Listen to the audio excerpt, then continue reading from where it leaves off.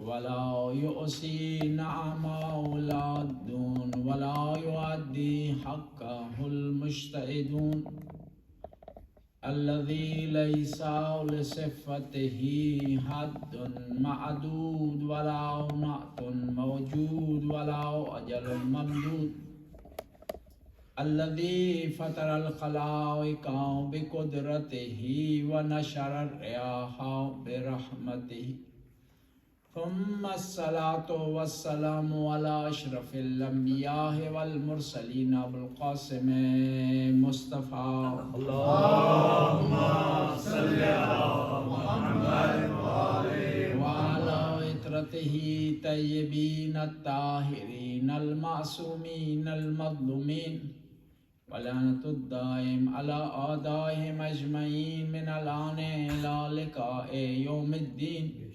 بسم الله الرحمن الرحيم. قال الإمام حسن العسكری علیہ السلام اللهم صل على محمد علامت الایمان خمسہ. امام حسن عسکری ارشاد فرماتے ہیں کہ مومن کی 5 علامتیں ہیں. التختم بالیمین کہ اگر وہ انگوٹھی پہنے گا تو اپنے دائیں ہاتھ پر پہنے گا. والصلاۃ 51 اور اگر نماز پڑھے گا تو 51 رکعت نماز پڑھے گا. والجہر بسم اللہ الرحمن الرحیم بسم اللہ جب پڑھے گا تو اونچی آواز میں پڑھے گا. والتحفیر بالجبین جب بھی نماز پڑھے گا تو سیدھی گاہ رکھے گا. وزیارت الاربعین اور 40 کے دن امام حسین کی زیارت کرے گا. یعنی امام حسن عسکری نے پورے دین کا خلاصہ کر دیا ہے، مومن کی زندگی کا خلاصہ کر دیا.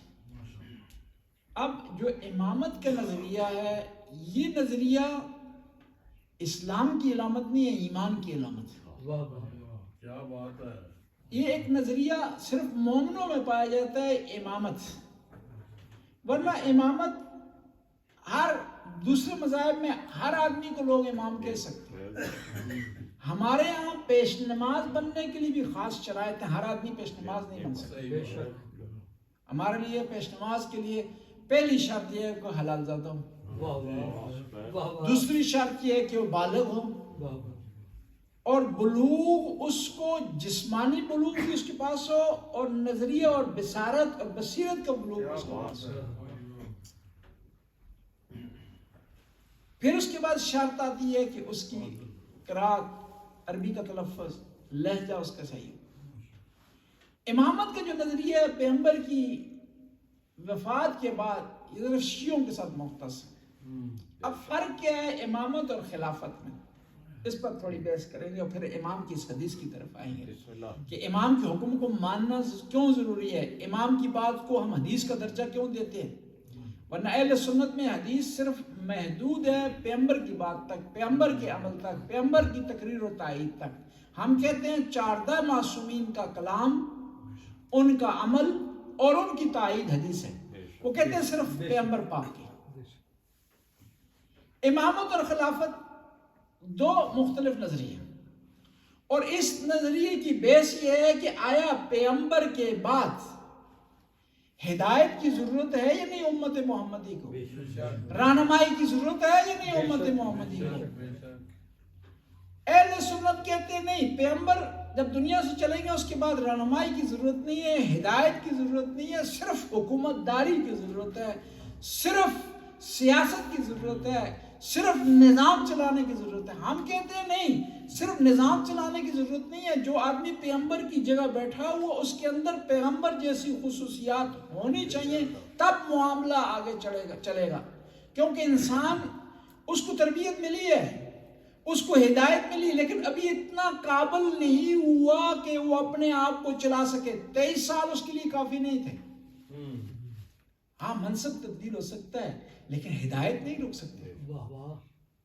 اور منصب کا صرف نام تبدیل ہو سکتا ہے، اختیارات وہی رہیں گے، کوالٹی وہی رہیں گی، پاور وہی رہے گی، اس وقت تک رہے گی جب تک انسان کو ضرورت ہے. یا تو آپ یہ کہیں کہ یہ انسان معصوم بن گیا ہے، اب گناہ کرتا نہیں، یہ اب خطا کرتا نہیں، اب مسٹیک کرتا نہیں، اس کی نمازیں مکمل ہیں، اس کا حج مکمل ہے، اس کی عبادتیں مکمل ہے، اس میں بصیرت پائی جاتی ہے، یہ نافذ البصیرہ ہے. ایسا ہے نہیں. کیوں؟ میں آپ کو آسان سی مثال دیتا ہوں. دنیا میں قرآن کے کتنے ترجمے ہیں؟ بے شمار ترجمے. صرف اردو کے ترجمے جزوی اور کلوی کا آپ حساب لگائیں جو میں نے ریسرچ کی تو کم از کم جہاں تک جس وقت میں نے ریسرچ کی تھی اس وقت ہمیں 1200 ملتے ہیں اردو کے صرف. حالانکہ دنیا کی 200 سے زیادہ زبانوں میں قرآن کے ترجمے ہیں، قرآن کی تفسیر ہے. اب آپ سے پوچھتا ہوں یہ اردو والے ہم لیتے ہیں 1200 ترجمے، ان کو ایک دوسرے کی سائڈ پر رکھتے ہیں، ترتیب سے رکھتے ہیں، سامنے ہم رکھتے ہیں، تو کیا یہ سارے ترجمے ایک جیسے ہیں؟ اس کا مطلب ہے کہ انسان قابل نہیں ہوا کہ اس میں یکسانیت آ جائے. یہ یورپ بڑا دعویٰ کرتا ہے برابری کی، لیکن ابھی بھی بعض جگہیں یہاں پر ایسی ہیں جو مردوں کے لیے لاتے ہیں، عورتوں کے لیے لاتے ہیں، کیونکہ وہ سمجھتے ہیں کہ انسان اس قابل نہیں ہوا کہ وہ اکٹھا رہ سکے. اس میں ابھی بھی جانوروں جیسی خصوصیات ہیں، اس لیے اس کے کپڑے تبدیل کرنے کی جگہ اور ہونی چاہیے، اس کی اور ہونی چاہیے، ورنہ یہ انسانی خصوصیات اس میں ابھر جائیں گی. ممکن ہے دوسرے انسان پر حملہ آور ہو. یعنی دعویٰ ہے نا یورپ. لیکن اس کے باوجود یہاں انسان جب قابل نہیں ہے، اتنے مقام پر نہیں پہنچا، تو وہ آج سے 1400 سال پہلے کا انسان کیا اس قابل ہو گیا تھا کہ خدا اسے ہادی کے بغیر چھوڑ دے، ہدایت کے بغیر چھوڑ دے؟ بہت اچھا. اور دوسرا میں آپ سے پوچھتا ہوں، آیا ہم بہتر سمجھتے ہیں یا پیغمبر پاک بہتر سمجھتے ہیں؟ آیا ہم بہتر سمجھتے ہیں یا اللہ تعالیٰ بہتر سمجھتا ہے؟ اللہ تعالیٰ بہتر سمجھتا ہے، اپنے بندے کو بہتر جانتا ہے، بہتر اسے پہچانتا ہے. وہ سمجھتا ہے کہ آیا انسان کو ہدایت کی ضرورت ہے یا نہیں ضرورت. اس نے کہا ضرورت ہے. یا ایھا رسول بلغ ما انزل الیک من ربک، کہ اس انسان کو ضرورت ہے اور اس انسان کی ضرورت پوری کرتے ہوئے میرا نبی اپنے بات کا پیغام دیتا جا اور یہ کہہ دے من کنت مولا فہذا علی المولا اللہم وال من والاہ وانصر من نصرہ واخذل من خذلہ. نعرہ حیدری. کیا میں جانتا ہوں بہتر یا اللہ پاک بہتر جانتا ہے کہ اس نے کہہ دیا کہ نبی کچھ ہستیاں ہیں جو تیرے جیسی ہیں، تو میری طرف سے اعلان کر انما یرید اللہ لیذھب عنکم الرجس اہل البیت ویطہرکم تطہیرا.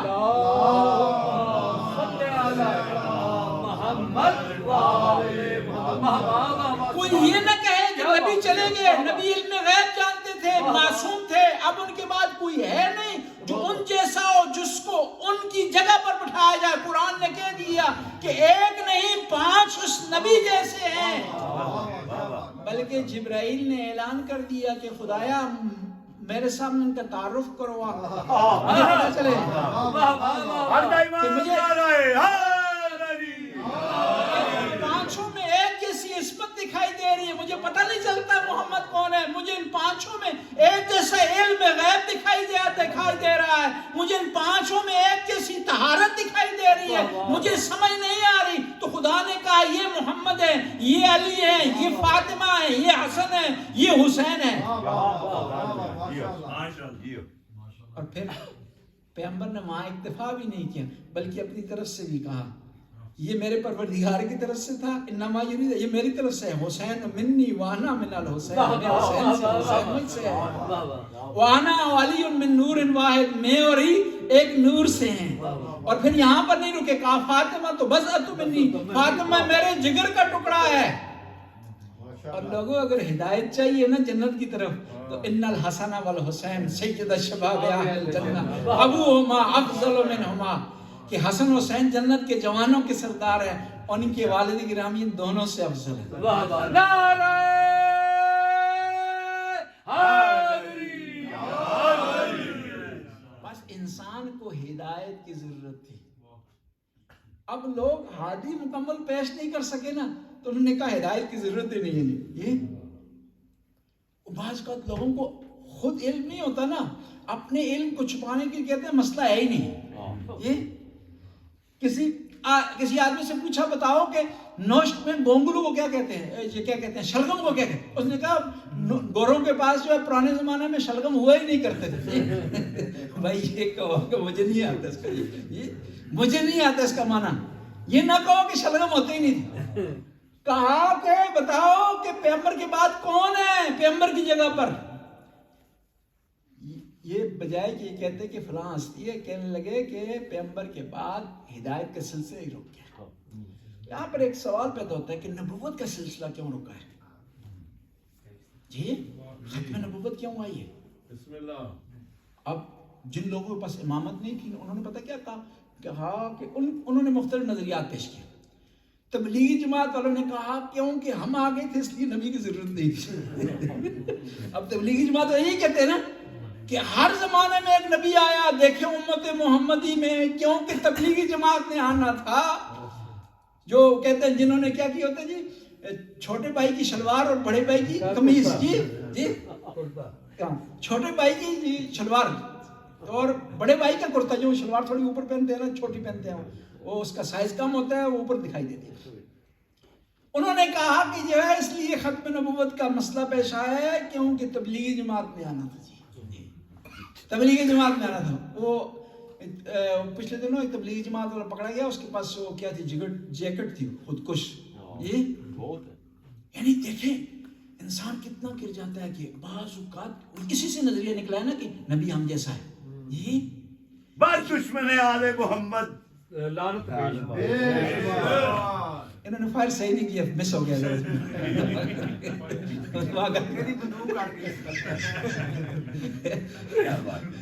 صلوات پڑھنے.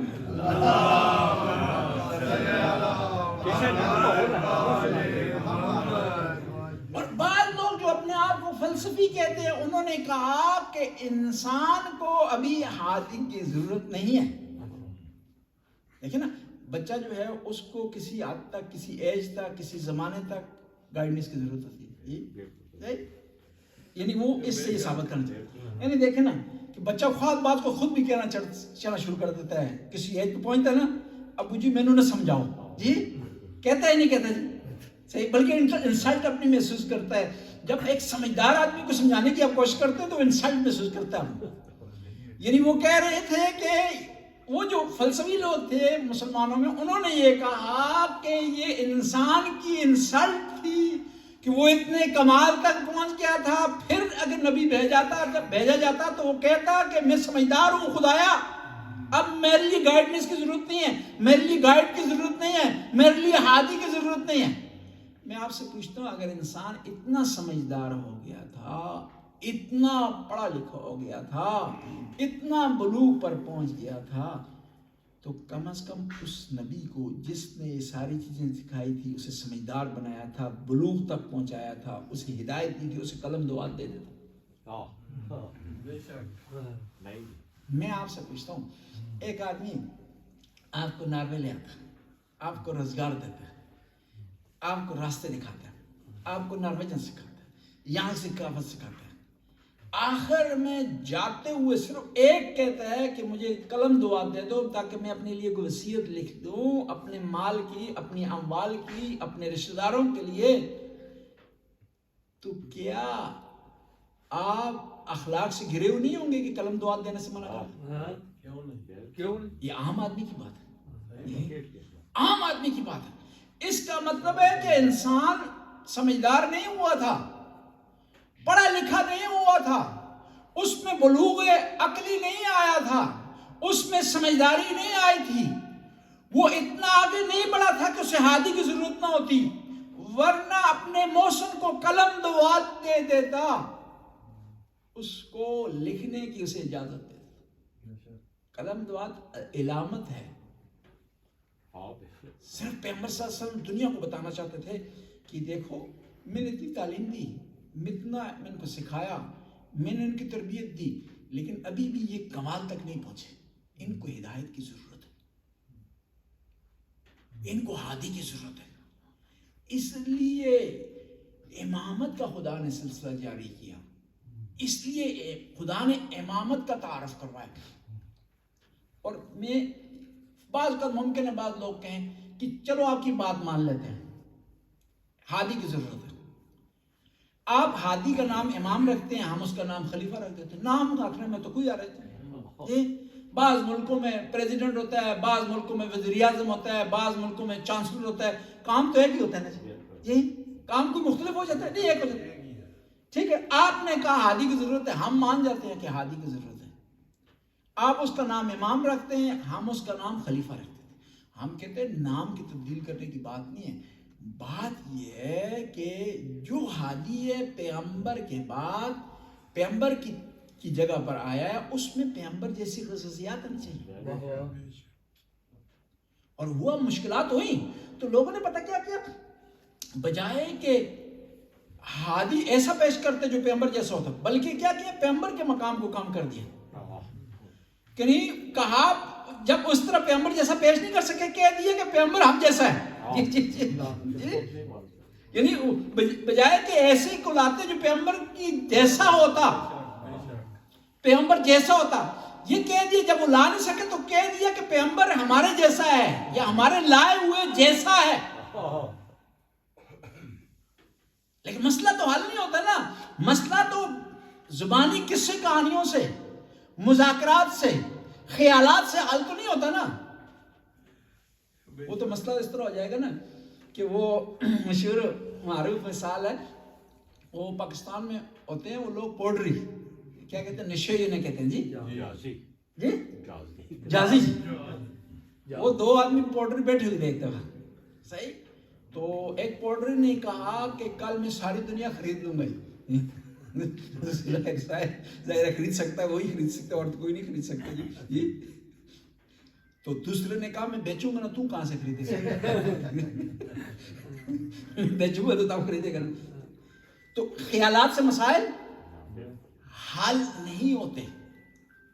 اب جو نبی کی جگہ بیٹھے گا اس میں نبی جیسی خصوصیات ہونے چاہیے. یہ نبی نے کہا ہوگا یہ مجھ جیسا ہے، یہ میں اس جیسا ہوں، یہ مجھ سے ہے، یہ مجھ سے اور میں اس سے ہوں، تو تب مسئلہ حل ہوگا. میں آپ کے آسان سی مثال دیتا ہوں. لوگ پیغمبر کی جگہ بیٹھ گئے تھے، لیکن پیغمبر جیسی خصوصیات نہیں تھی، کوالٹی نہیں تھی. پیغمبر دین کے معاملے میں بھی جواب دیتے تھے، دنیا کے معاملے میں جواب دیتے تھے، فقہ کا جواب بھی دیتے تھے، حدیث کا جواب بھی دیتے تھے، علم رجال کا جواب بھی دیتے تھے، آسمان کے سوالوں کا جواب بھی دیتے تھے، دنیا کے سوالوں کا جواب بھی دیتے تھے، فرشتوں کے بارے میں بھی بتاتے تھے، انبیاء کے بارے میں بتاتے تھے، تاریخ کے بارے میں بتاتے تھے، معجزے کے بارے میں بتاتے تھے، آئندہ کے بارے میں بتاتے تھے، گزشتہ کے بارے میں بتاتے تھے. پیغمبر تھے، سب کچھ بتاتے تھے. اب لوگ پیغمبر کی جگہ پر بیٹھتے ہیں اور بعض اوقات لوگ بیٹھ جاتے ہیں لیکن کام نہیں کر سکتے. بعض اوقات لوگوں نے سمجھا ہوتا ہے یہ خالی لباس ہوتا ہے. میں ایک دفعہ گیا ہالینڈ مجلس پڑھنے کے لیے، تو مجلس جو ہے وہ لوگوں نے سنی، لوگوں کو پسند آئی مجلس. ایک آدمی بعد میں جوان میرے پاس آ گیا کہ مولانا صاحب یہ جو آپ نے امامہ اباقبہ لیا ہوا یہ کہاں سے ملتا ہے اور کتنے کا ملتا ہے؟ اس نے سمجھا یہ پہنتے ہیں تو بس جادو شروع ہو جاتا ہے نا، اس کے اندر کوئی کمال ہے، کرنٹ ہے اس کے اندر، اس کے اندر سوئچ لگا دیں بس پھر تقریر شروع ہو جاتی ہے. ٹھیک ہے، یہ شروع ہو جاتی ہے اور یہ اس کا کمال. ان لوگ بھی پیغمبر کی جگہ پر بیٹھ گئے تو ممبر تو لکڑی تو وہی تھی نا، مسجد بھی تو وہی تھی نا، کوئی اور تو نہیں تھی نا جہاں بیٹھے تھے لوگ. اس لیے تو امام حسن نے کہا تھا کہ میرے نانا کے ممبر سے اتر جاؤ.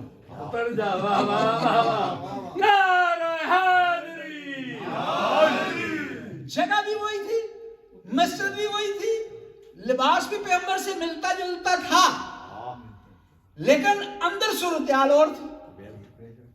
ایک دفعہ لوگوں نے بہت زیادہ سوالوں کی بچھاڑ کر دی تو قیاس بھی کسی حد تک چلتا ہے نا بھائی، چاہیے اس کے لیے بھی سوچنے کی ضرورت پڑتی ہے کہ قیاس جو ہے کیا جائے اس مسئلے کا جواب. تو ایک آدمی تھا وہ اسٹیج پر گیا، اس نے کہا خبردار اس کے بعد مجھ سے سوال پوچھو. کیا مذاق ہے، فقہ کا سوال بھی مجھ سے پوچھتے ہو، دنیا کا سوال بھی مجھ سے پوچھتے ہو، آخرت کا سوال پوچھتے ہو. اس کے بعد میں نے آدمی مقرر کر دیے ہیں، اگر پوچھنا ہے قرآن سے متعلق تو عبداللہ بن عباس ہے اس سے پوچھو، اگر حدیث سے متعلق پوچھنا ہے تو زید بن ثابت ہے اس سے پوچھو، اور اگر جو ہے تم نے تفسیر پوچھنی ہے تو فلاں آدمی سے پوچھو.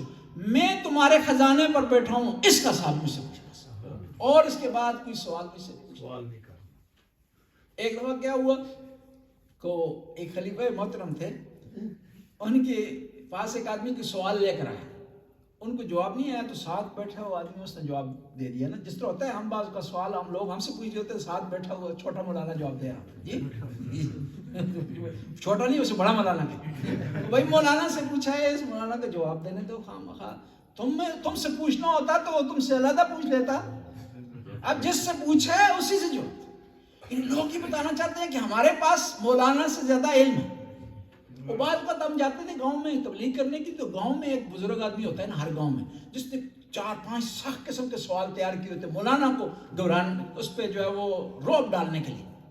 ہر گاؤں میں ایک بوڑھا سا آدمی ہوتا ہے, اور آتا اس بیچارے کو خود پتہ نہیں ہوتا کہ معاملات کیا ہے. ایک دفعہ میں گاؤں سے گیا تو میں بیٹھا ہوا تھا, تقریر کی مجلس پڑھی, تو اس کے بعد ایک بزرگ آ گئے, مولانا صاحب یہ بتائیں کہ ذوالجناح کی پوچھل کا سائز کیا تھا, اس کی دم کا سائز. بھائی میں نے کہا اگر بتا بھی دوں تو آپ کو کیا فائدہ ہوگا, اور آپ کو کس طرح علم ہوگا کہ میں صحیح کہہ رہا ہوں. بھائی یہ سوال ایسا نہیں ہے جس کے بارے میں کوئی آپ کو فائدہ ہو, کوئی علم آپ کو حاصل ہو. فائدہ کیا یہ اس کا فائدہ. پھر میں نے پوچھا کہ مولانا صاحب آپ, میں نے ان کو مولانا کا خطاب کیا تاکہ تھوڑا خوش رہے. میں نے کہا آپ نے یہ سارا علم کہاں سے حاصل کیا؟ کہا تحفۃ العوام سے حاصل کیا. پرانے زمانے میں کتاب ہوتی تھی تحفۃ العوام, اس کا نام تھا. اس بیچارے کو نام بھی صحیح نہیں آتا تھا, کہہ رہا تھا تحفۃ العوام. اس نے شاید سمجھا کہ مصائب کی کتاب ہے, غم سے نا غوام, غم کی جمع کیا ہے غوام. اور بعض وقت لوگ اپنی طرف سے عربی بنا لیتے ہیں. میں آپ کو ایک مثال دوں. پاکستان سے ہمارے ایک دوست قافلہ لے کر آئے مولانا صاحب. مولانا صاحب تھے اتفاق سے نسوار ڈالتے تھے, نسوار. تو عراق میں نسوار منع ہے, عراق میں نسوار اسی طرح منع ہے جس طرح چرس پاکستان میں منع ہے. او کی چوکی پر تلاشی نہیں تو انہوں نے پکڑ لی نسوار, مولانا کو بٹھا دیا اور لان تان کرنا شروع کر دیا عربیوں نے کہ مولانا ہے تو سید بھی ہے, لباس بھی تم نے پہنا ہوا ہے, امامہ بھی تم نے رکھا ہوا ہے, اور تم یہ کر رہے ہو, نسوار والا کام کر رہے ہو. اور جو عراقی جب کسی سے نفرت کرے نا اس کو دیکھ کر تھوکتے ہیں, اس طرح نفرت کرتے ہیں. تو ان میں وہ جو قافلہ میں آدمی افراد تھے ان میں ایک ہوشیار آدمی تھا, تیز سندھی تھا, تیز ہوشیار. اس نے کہا کہ کیا کریں کہ مولانا کی جان چھوٹ جائے. اس نے کافی سمجھانے کی کوشش کی کہ مولانا کو اگر نہیں چھوڑیں گے تو اس کے پاس ہمارے پیسے ہیں, ہمارا قافلہ رک جائے گا, اس کو آپ چھوڑ دیں. عربی بھی نہیں آتی تھی لیکن تیز بڑا تھا. تو وہ جا کر ان کو کہتا ہے عراقیوں کو, حاضر رئیس المرکوم, رئیس المرکوم. تو ان عراقیوں کو سمجھ نہیں آئی. پھر اس نے پیسے نکال کر دکھائی, عراقیوں کو سمجھ آ گئی. تو میں نے کہا رئیس المرکوم کیوں آپ نے لفظ استعمال کیا ہے, اس کی عربی آپ کو کیسے سمجھ؟ کہا رقم کہتے ہیں جو ہے نوٹوں کو, یہ رقم نہیں کہتے رقم گن لیے, رقم اصل میں نوٹوں کو نہیں کہتے, رقم گننے کو کہتے ہیں عربی میں. وہ شاید کسی نے نوٹ گنتے ہوئے دیکھا نا تو اس نے فوراً کہہ دیا کہ شاید پیسوں کو کہتے ہیں, ہاں رقم سے بن گئے. اس نے کہا کہ میرے ذہن میں آیا ہے کہ پیسوں کو کہتے ہیں رقم, اور جس کے پاس پیسے زیادہ ہوں رئیس کہتے ہیں بڑے کو. لہٰذا میں نے مل کر ذہن میں یہ بنایا کہ جس کے پاس پیسے ہوتے ہیں جمع ہوتے ہیں اس کو ضرور رئیس المرکوم کہیں گے. اب میں بات کر رہا تھا خلیفہ کی کہ وہ خلیفہ محفل میں ایک اور آدمی نے جواب دے دیا, خلیفہ کا جواب نہیں آیا. تو فوراً خلیفہ نے کہا, جس آدمی نے جواب اس کو کہا کان پکڑو, 5-6 چھتر اس کو مروا دی. وہ کسی نے کہا خلیفہ اس بیچارے کا کیا قصور ہے, کوئی گناہ نہیں کیا, کوئی غلطی نہیں کی, کوئی جرم نہیں کیا, کیوں تم نے اس کو مارا؟ کہا نہیں یہ مغرور ہو گیا. کیا کہتے ہیں اکڑ آ گئی تھی اس میں, اکڑ کہ اس نے جواب دیا اور اس میں غرور آ گیا تھا.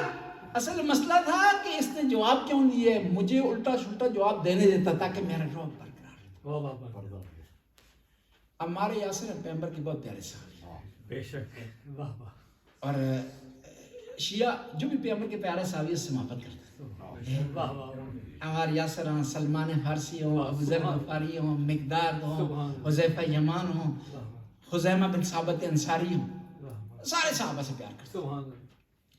عمار یاسر ایک دفعہ خلیفہ کے دربار میں بیٹھے ہوئے تھے, ایک شخص آیا, اس نے آ کر کہا کہ اے خلیفہ آپ پیغمبر کی منصب پر بیٹھے ہوئے, میرا ایک شرعی مسئلہ ہے, اس کا جواب دیا.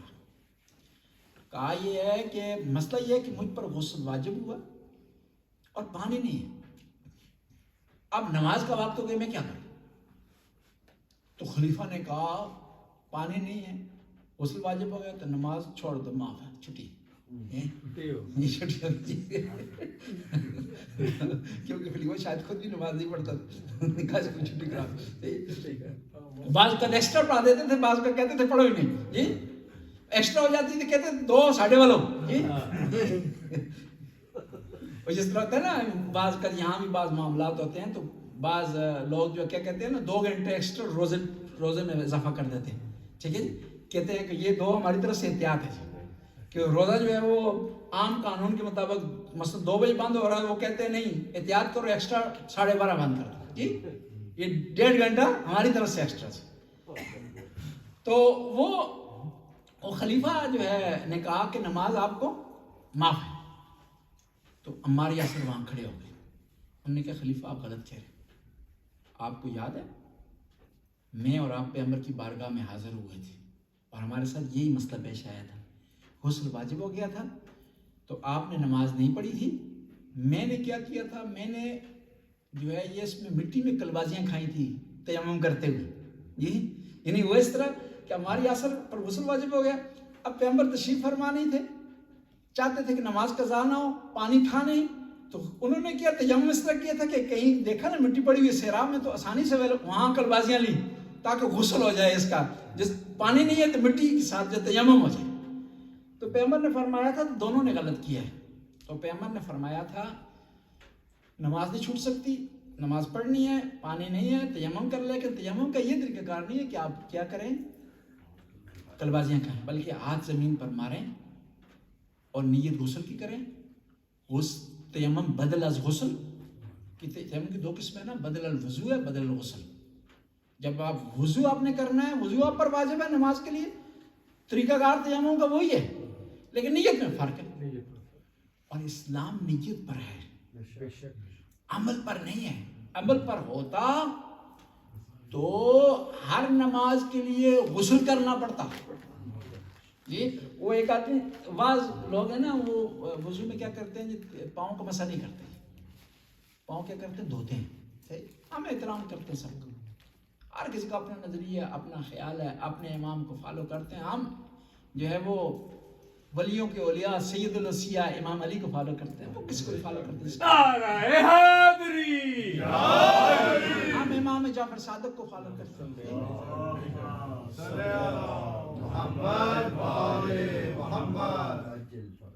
تو میں تو مسح کر رہا تھا تو ایک آدمی نے، ہمارے گاؤں میں اہل سنت ہیں بہت زیادہ، تو ان میں سے ایک آدمی نے کہا کہ آپ مسح کیوں کر رہے ہیں، پاؤں دھوتے کیوں نہیں، اس میں تو زیادہ ستھریما ہے، کیا صفائی ہے، یہ ہماری زبان میں ستھریما کہتے ہیں، صفائی زیادہ ہے اس میں نے کہا اگر غسل کر لیں تو اس سے زیادہ صفائی ہے، صفائی اگر دیکھنی ہے ہم نے صفائی اور ستھرائی نہیں دیکھنی، ہم نے خدا کے حکم کو دیکھنا ہے۔ اور وہ ایک اور آپ جس کے اندر مثال عرض کر دوں کہ ہمارے جو بعض برادران ہیں وہ اس کے مسلمان بھائی ہیں، وہ بعض کا سگے بھائی ہو جاتے ہیں، بعض کا ستیلے بھائی ہو جاتے ہیں جی، ہم تو سگا سمجھتے ہیں، وہ ہمیں ستیلا سمجھتے ہیں، وہ کیا کرتے ہیں دونوں ہاتھوں سے کیا ہے چہرہ دھوتے ہیں، ہم کیا کرتے ہیں ایک ہاتھ سے دھوتے ہیں۔ وہ میں اپنے گاؤں میں وضو کر رہا تھا تو مجھے ایک آدمی بزرگ آ گیا، کہہ لگا، وہ چھوٹا تھا میں، تو چھوٹوں کو ڈانٹ دیتے ہیں بزرگ، ہم بھی احترام کرتے ہیں بزرگ، تو مجھے کہنے لگا کہ دعا ہاتھ پجے ہوئے ہی، یعنی ٹوٹا ہوا آپ کا دوسرا ایک ہاتھ سے،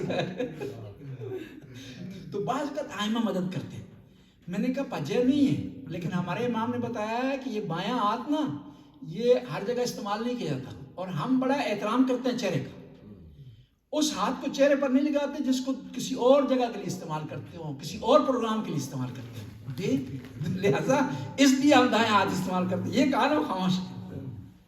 اور بعض اوقات یہ ہوتا ہے کہ ہمارے وضو میں دوسرے برادران کے وضو میں فرق پتہ ہے، ایک اور فرق ہے، ہم جب بازو دھوتے ہیں تو اس طرح بازو دھوتے ہیں، وہ اس طرح کرتے ہیں جی، اس طرح بازو دھوتے ہیں نا، اس طرح، وہ بعض کو پانی سے نیچے سے کرتے ہیں، تو وہ ایک دفعہ اہل سنت کا ایک جوان میرے پاس آ گیا، اس نے کہا کہ آپ جو ہے اس طرح کیوں کرتے ہیں، جو ہے اس طرح کیوں نہیں کرتے ہماری طرح، ہم کہتے ہیں، ہم نے کہا ہم بادب آدمی ہیں، ہم جو ہے وہ شریف آدمی ہیں، ہم اس کی وجہ اس طرح کیوں کرتے ہیں، یہ دیکھیں میں آپ سے پوچھتا ہوں، یہ اگر یہاں سے گندا ہو جائے اس کو اس طرح دھونا بہتر ہے یا اس طرح کر کے دھونا بہتر ہے؟ یہ اس نے کہا کہ آپ کی بات صحیح ہے، اس طرح کر کے، وہ اتفاق سے وہ جوان تھا سنی راشیہ نہیں ہوا، لیکن جب بھی وضو میں بازو دھوتا تھا تو اس طرح دھوتا تھا، اس طرح ہی، یعنی شیعہ مذہب عقل کے مطابق ہے، بے شک لاجک کے مطابق ہے. لیکن نا اس طرح آپ دھوئیں گے تو وہ صفائی نہیں بنے گی، مزید اس میں بگاڑ آ جائے گا. ایک صلوات پڑھیں گے.